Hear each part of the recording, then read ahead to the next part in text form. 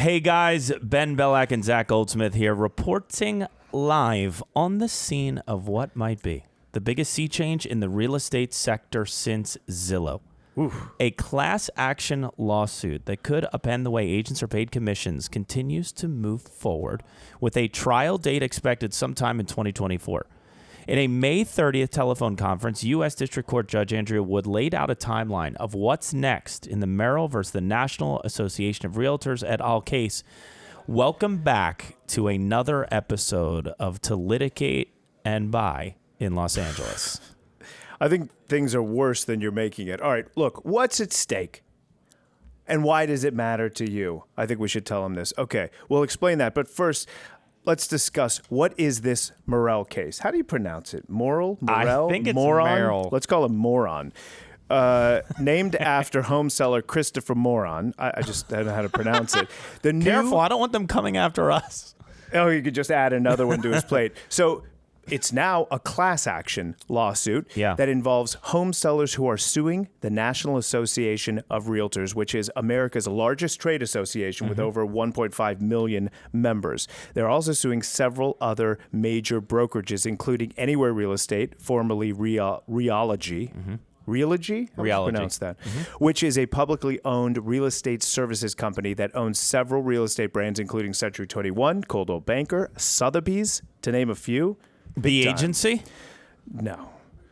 Also being sued are Remax, Keller Williams, and over 20 other multiple listing services throughout the country. Now, the lawsuit claims that NAR and others participated in anti-competitive practices by forcing sellers into a system where they pay a commission that is split between buyer and seller's agents. In other words, the claim is that NAR contracts force sellers to pay buyers' agents' commissions. That's the claim. The plaintiffs believe this system has led to inflated buyer agent fees to the detriment of home sellers. And they argue that home buyers should pay for their own agents.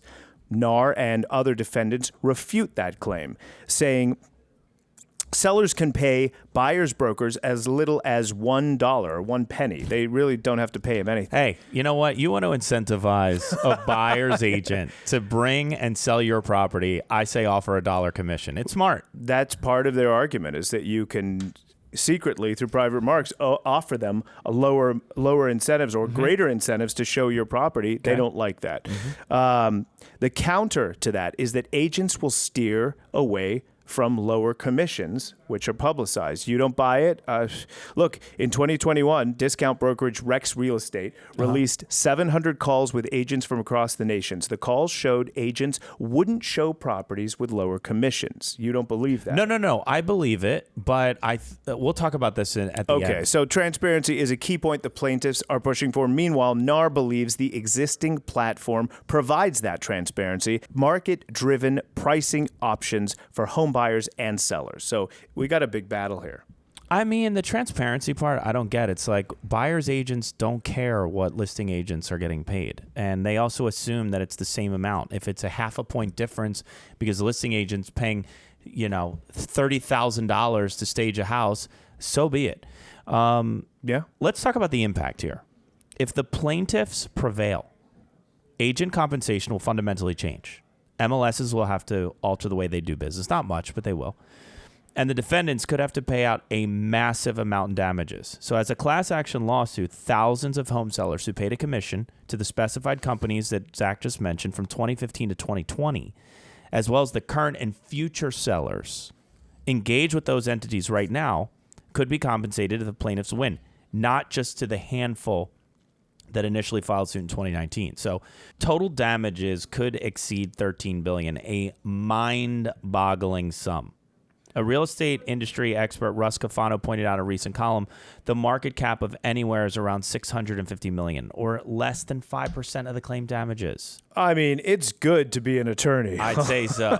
I mean, let's take a look at the tail of the tape here. NAR and other corporate defendants are repped by Schiff Hardin LLP, one of the oldest law firms in Chicago, who've repped the likes of AT&T and Michael Jordan.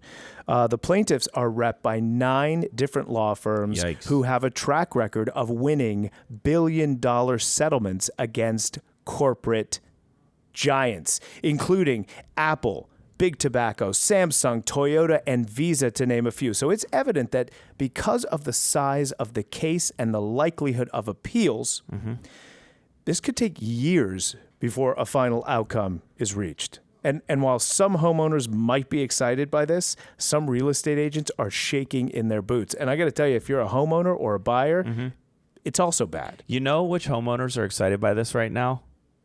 For real. Who? The same dum-dums that do for sale by owner. Oh, they can't wait. They're like, yep, I knew it. So requiring buyers to come up with the additional funds needed to compensate their broker at closing would make it significantly less likely that first-time and other aspiring buyers could afford a home. Yeah, well, I mean, a family purchasing a $250,000 home, that's true, for example, would see its closing costs increase by 42% if also covering, say, a 3% commission. And before you ask, the bank's not going to let you finance the commissions.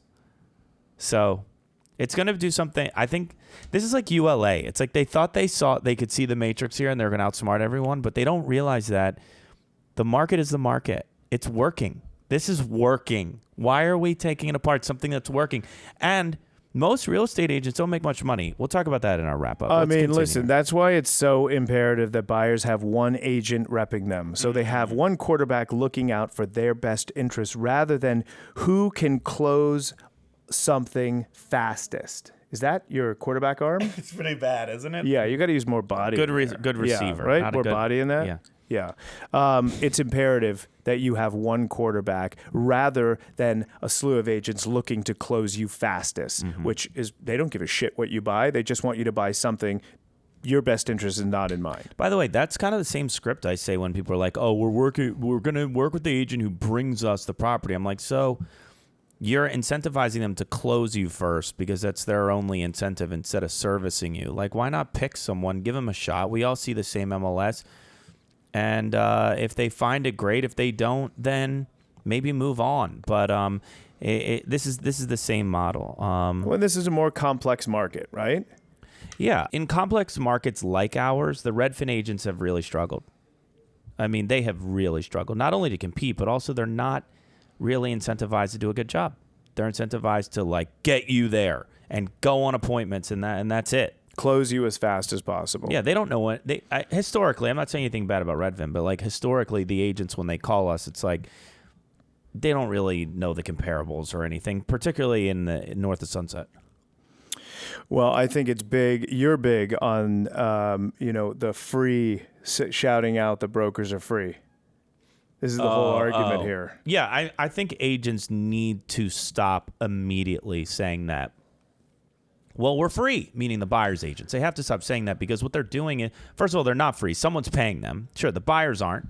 But I think there's another way to demonstrate your value to a prospective consumer who's thinking about using you, then you don't cost them any money. There's more to it. There's more to it. I mean, I think that would not help the cause for value when pitching to have a buyer pay you out of pocket. Oh, my God. Can you imagine? But you guys said you were free. No one said that. Who? Remax agents? No. A lot of agents will be like agents. like to first-time buyers. They're like, if someone they call them. It's a popular objection manager historically, where someone's like, I got it. I'm on Zillow, and it's like, well, no. I'm free. Why wouldn't you want someone in your corner that has experience and knows what they're doing if I'm free? It's kind of hard to ignore, but we have to stop saying that. I mean, look, the bottom line is this Christopher Moehrl guy was so pissed he had to pay the buyer's broker for bringing that buyer that he sued NAR. Wait, before we get into this rant portion, I think we should still continue talking about what agents should do. I think, like we just said. All right, what else do you think agents should do? One thing, agents, obviously, they should not say they're free. I think also, in preparation for this, they really need to shift their marketing message. They need to go all in on listings. And even for someone like you, Zach, I mean, Zach, would you agree with me that the longer you're in the business, if you can endure the business and it's a career, not like a job, right? You transition and become like a listing agent. You'd agree with that, right? I mean, that's the goal. Listings are king. Right? Listings are king, right? And they say on average, most people, as long as they're doing something right, they're going to get one buyer out of every listing. But even you, a guy who's been in the business for a really long time, you still work with some buyers, don't you? For sure. Yeah, I know. So I think it's probably we always will. You sold earlier this year a $10 million listing on Alta Cedro. That's a big compensation, and you repped the buyer. So like this can affect even you. I mean, the biggest deals I've done this year so far, north of 10 and 20, have been buyers. They've been buyers. Okay. All right. So I also think, and I'm bringing them these properties. 3 of them were off market. Yeah. And it's not just the finding. Well, it's by the way, full off service market that goes through from beginning to end. Off market's supposed to be illegal too. I mean, that's a whole other episode on clear cooperation. But the other thing I want to say is I think that. You mean I shouldn't have said that? Agents, yeah, you're right. Freeze! You do, freeze. I think agents have also they got to set more appointments than ever before. And what got you here, Charlie appointment over here, will get you half as far in the coming year. The calls you made, the appointments you set, the videos you posted, double it. Listings are the currency of this market, and appointments are how you get them. By the way, you call me Johnny Appointments.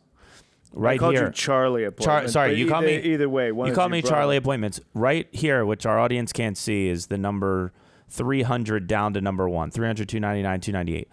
And I just turned to one of my team members and I said, "Look, we're lagging. You know, we've already got we've gone on 95 appointments this year, and we're right now at 70 million closed and forecasted based on what's currently in escrow." I said, wouldn't it be nice if we had gone on 150 appointments already this year, or we went on 300 this year? We'd be at 210 million in our small little group. How'd you come up with the 300? I just set a goal based on the appointments that we had gone on last year, and it's we had a few more agents, but we want our goals to be realistic. We wanted to be aspirational. We wanted to be up, but I do think it's really powerful because when I turned to him and I said, "Wow, isn't this wild?" Like, because we have the numbers, 95 appointments this year so far has equaled about 70 million in sales volume, assuming these 4 escrows were currently in close. So you're really setting up for the plaintiffs to win, because it's a volume game here for you, because that's if they win, it comes down to volume at some point. No, I didn't. Let me clarify. These aren't listing appointments. Those are also appointments. The first appointment counts with a new buyer. So, is it one of those like going to coffee with someone? You write that down? The first coffee, not like every single meeting. And then the other thing I'll say is what's interesting is because I already know our numbers, I look at them all the time. We're actually about 50-50 buyer seller for the year so far.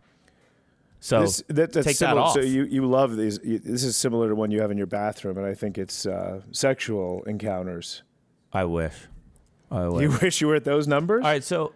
Yeah, I mean, sometimes, yeah, it'd be an interesting life, I'll tell you that. So I wish I was that low looking back. Okay. What I would say is I think that as we wrap up here and we give kind of like our final take, you brought up this Rex thing early on where like 600 agents were on a call and they said we would not go show listings if they were lower compensation, right? I'm getting that right? Mm-hmm. Yeah. I think that, and you tell me what you do, but I think I know the answer. When I search for listings on my multiple listing service, we have the ability to search based upon the commission that's being offered. I never do that because I trust that there's going to be an industry standard or like a little bit below it. Sometimes maybe a little bit above it. Well, we also have our clients' best interest in mind because we're in it for the long haul. So we're not just like, commission cutting here based on what we find. We're finding the best properties for our client. That comes first and foremost. Sure. I don't even look at commission breakdowns like you. So you should, because sometimes they get them wrong.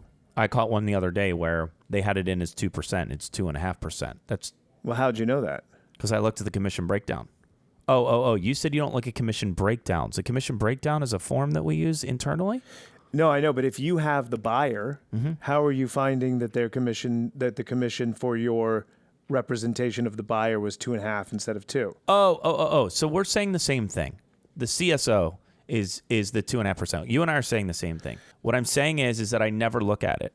However, if this goes through and then all of a sudden there's a large group that's advertising 0 or 1%, that's going to force us as agents at scale to not prioritize those properties, because most real estate agents in our country probably make like $60K or less a year. That's not a living wage, really, I think, in a lot of metropolitan cities today. No, so they're going to fight for it because they'd rather be on salary, those guys. They'll probably make just as much being salaried. Well, there's going to only be so many salaried agents that the corporations can use, and as the market goes up and down, they're going to lay people off. It's not the spirit of real estate anyway. You come to the table, a buyer and a seller, with a price in mind on both sides, and this guy wants to sell, this guy wants to buy, and you come to a meeting of the minds and you've negotiated, just like the commission. It's all negotiable. It's all what you put in it is what you're going to get back. I just feel like that two other things I want to quickly add. One, the reason why the listing brokerage negotiates the compensation with the seller is because, generally speaking, the buyer's agents, or the people who are mostly doing buyers, they're not as experienced, or they don't have as much mileage in the game. So they allow us on the listing side to go for the gross compensation, which we share. And 99.99% of the time, we split it down the middle.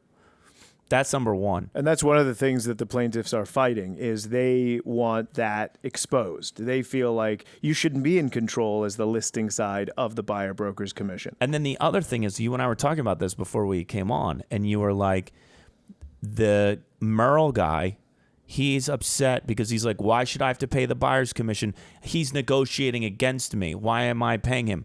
I think what Moehrl's forgetting is that if the deal doesn't go through, the buyer's agent gets zero. It's not like they get a little. We don't still owe him money. We're incentivizing a buyer's agent to move it forward, and not to be duplicitous and manipulate their clients, just to give them a push when they need it.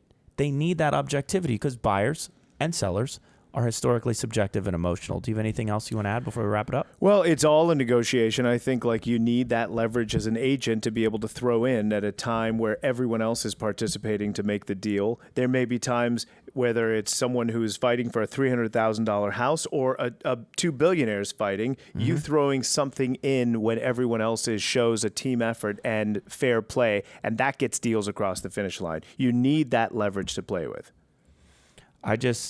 I don't think they're thinking this through, just like the ULA thing and now this wildlife ordinance thing, which, by the way, I have a really good understanding of right now. I think we should do an episode of it. I mean, by the way, look. Well, we say by the way a lot. At a time when home prices and interest rates are particularly high, we should be working to develop policies and proposals that increase access to the American dream, not deny it. Wait.